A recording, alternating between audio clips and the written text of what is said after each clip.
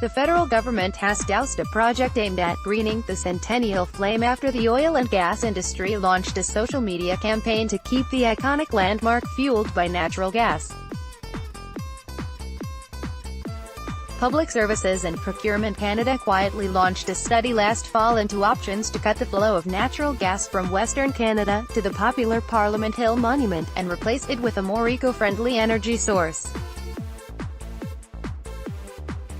Among the possibilities cited by the department were LED lights to replace the flame, which emits the greenhouse gas carbon dioxide, contributing, in a very small way, to climate change.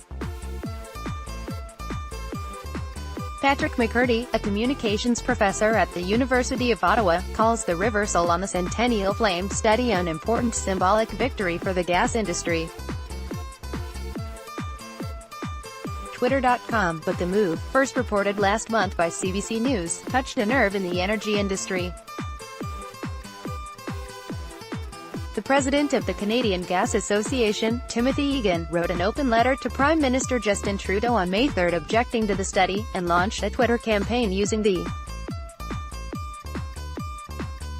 "It draws on a fuel that moves across our country, uniting the regions in a unique and powerful way, show supporteth" campaign, endorsed by the Canadian Association of Petroleum Producers (CAP) through its Energy Citizens social media sites, urged Canadians to send a form letter to Trudeau. "Right now is a critical time in our country's history," says the form letter. "We need to show support for our oil and gas sector, which provides hundreds of thousands of jobs and billions of dollars to our economy." CAP board members also wrote an opinion piece that appeared in the National Post.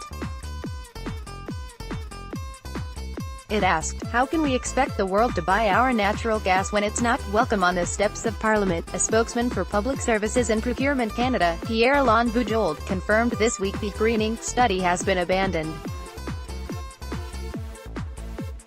He did not cite a specific reason for the about-face. "We've recognized the symbolic value of the Centennial Flame," he said.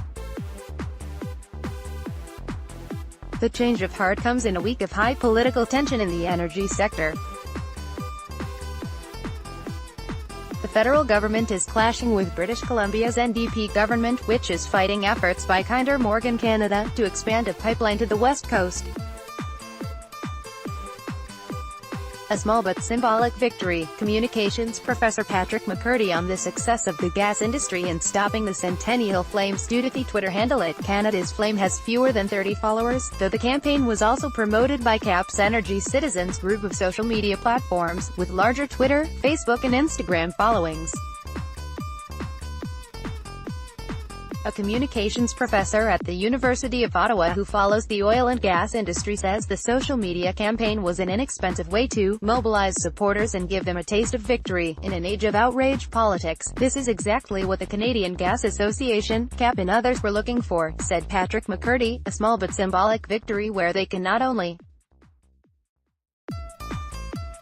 claim impact, they can use it as a means to mobilize sympathizers in the ongoing struggle over energy." From his social movement perspective, these wins are important for group identity and solidarity. McCurdy likened the Centennial Flame climb down to a similar campaign by environmental activists in 2015 that successfully pressured Tim Hortons to remove Enbridge ads from screens at more than 1,500 stores. The Centennial Flame Monument, created in 1967, burns natural gas purchased from Enbridge, which gets the fuel mostly from Alberta, though it draws on other sources in Western Canada and elsewhere.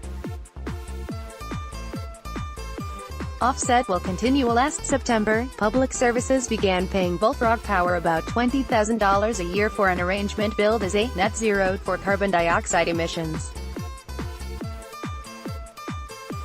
Bullfrog Power supplies the natural gas distribution system with biomethane in an amount equal to the natural gas being burned in the monument. The decision to abandon the Centennial Flame study comes at a moment of national tension over plans by Kinder Morgan Canada to move forward with a pipeline project. Canadian press, it adds the biomethane, sometimes called biogas, to existing natural gas pipeline networks as an offset to the emissions generated by burning natural gas in the monument. Bujold said that arrangement, as well as the Enbridge gas supply, will continue. There are currently no plans to replace the fuel source for the Centennial Flame, he said. The contract with Bullfrog Power will continue as planned. Follow @DionBB on Twitter.